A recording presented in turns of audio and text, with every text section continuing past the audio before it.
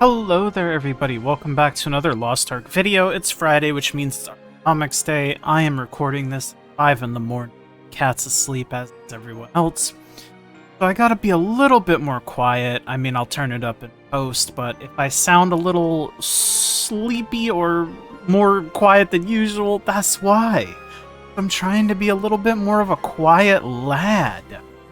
Anyways, hopefully you guys have all been doing well. And, I mean, it's Arkonomics, man. What else is there to say? It's Friday. The dawn of the merge is upon us. Like, the merge is happening very, very soon here, in a couple days. Next, what, maintenance? I mean, I'm sure a lot of people here it's not going to affect. If you don't play on NA East or NA East, it's not going to affect you, but still. Blue crystal prices, holy moly. 9.1k on the slow buy, 11.5k on the insta buy. That's kind of wild, man. These prices are... It's bringing me back like a half or so, 2 years ago at this point. It's weird to think about Lost Ark. It's like, what was my... That's what I'm like... Putting myself back there. Farming this game like a fucking gremlin. But yeah, blue crystals used to be super, super expensive, and I mean, they're super, super expensive right fucking now. It's kind of crazy. Something I also did want to note, there's no more golden frog, no more froggy, no more froge. So I'm interested to see what the prices on the market are going to be like. I actually do think there's going to be some price movement. Maybe not on honing materials, because, like I said, honing materials typically don't change prices unless there's, like, content coming out. And there is content coming out soon-ish, but usually it spikes right before. Also, I'm not too sure about NA West, NA East, considering the merge is happening and the prices are going to be fucky for a little while. Any hoosers. We'll take a look at the honing mat stuff, though. I mean, nothing seems out of the ordinary. Excuse me, here to me, everything seems like what it's been, right? Pretty much exactly. I mean, you have a little bit of fluctuation like redstones. I mean, fusion mats are a little bit higher, leapstones are a little bit higher. I mean, things are like a little bit higher, but not too crazy. God damn, honor shard pouches being 3,000 each is insane to me. Are they ever gonna do anything about tier 3? It's interesting. I don't know. That's like one of the biggest things with Lost Ark. I'm not sure how you onboard players in this game at the... You'd have to change so many things, because just giving people like an endgame character, they don't give... I'm just saying, like, in this hypothetical, if they were to give endgame geared character with all the vertical like all of the progression systems done for free, it still wouldn't solve the problem of knowledge gap. I'm not really sure how you solve it without like a full expansion reset kind of shit. But even then, it would just go back into the same problem after initial launch, so I don't know. But honor shards make me laugh because Jesus Christ, man, it's fucking... It's been a year and some change of tier 4 at this point. Like, what? Why? Why? I mean, I don't know. I want to take a look at whitefish. Would help if I could spell. Jesus Christ. 100 gold. I mean, it's about right. I don't know. Let's take a look at engravings. I don't know why I closed the market. With no golden frog, what do engravings look like? Yeah, I mean, kind of expected them to, like, immediately shoot back up. Kind of surprised to see Grudge is almost at 400k again already. You can see the price spike, Jesus Christ. Yeah, it's kind of insane.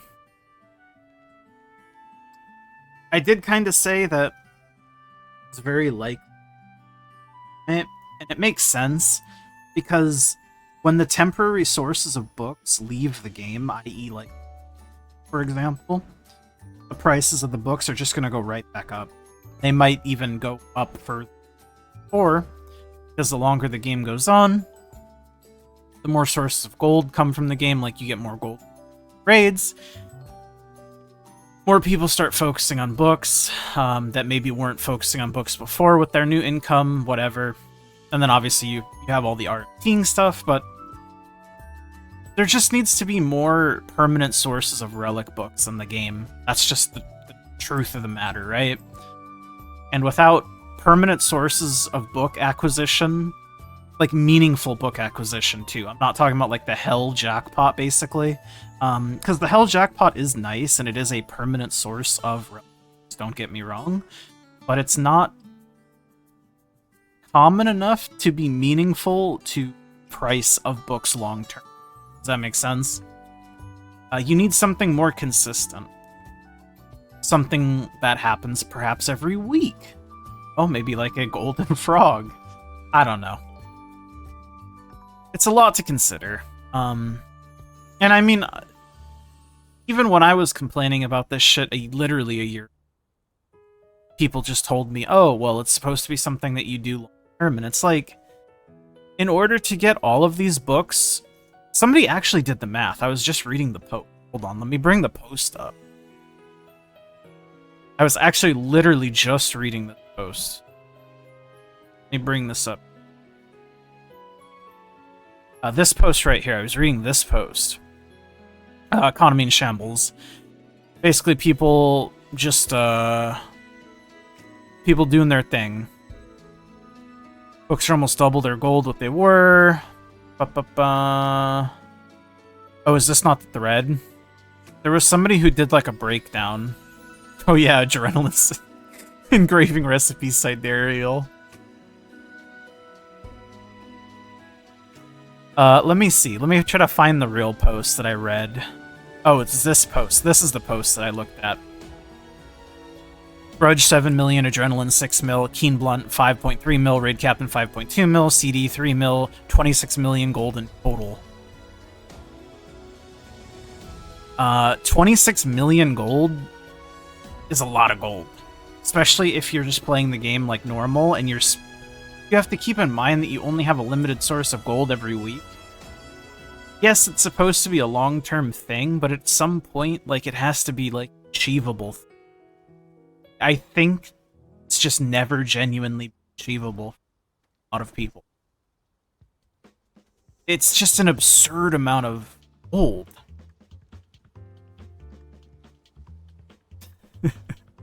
I don't know, I just wanted to point that out, because I remember back when I was, like, more recently dropped, people were just saying, you know, the diatribe of it's supposed to take a long time, just don't spend your gold on it, etc., etc. And that was the mantra that was used for tier 3 legendary books back in the day, but legendary books used to only cost like 20k for the most expensive. And you could get multiple books a week, not spending any of your gold, anything up at that point. This, you could get one book a week, maybe? I don't know how income looks these days. I can't imagine you're getting, like, much more than a grudge book. And that's probably assuming you're doing all raids on 6 characters. Which, again, is a lot of time investment that a lot of people just don't particularly care for at this point. Of course, you can make the argument that put in the effort, you don't deserve the thing, which I do agree with to an extent, but even if you do put in the effort and you do your 18 raids a week, you're still getting like one book. You need 20 books, and you need 5 of them. I don't know. It's crazy to me. I'll stop yapping, though. Take a look at Sidereal Energies. 1.6 mil. 17777. Lucky number. And then we'll take a look at gems, and then I'll peace on out of here. I won't take up no more of y'all's time. As always, though, thanks for hanging out with me, everybody. Damn, there is a scarcity on gems right now, huh? I'm not sorting by Soul Fist, these gems. 3.5 mil, it looks like. What's the recently sold? Yeah, 3.5 mil, so that's about right. 3.4, 3.5. That's expensive, man. Let me know how you guys are all doing. You guys drowning? I don't know how to speak English, even though I... That's an American for you. But yeah, that's it. That's it for this week, I suppose. Like the video if you like it, subscribe. I'll see you guys all in the next one. As always, thanking my YouTube members. It's Andrew Diz, Rings to My Life, I'm Noof. Love all you guys very much, and I'll see you guys all in the next one. Bye!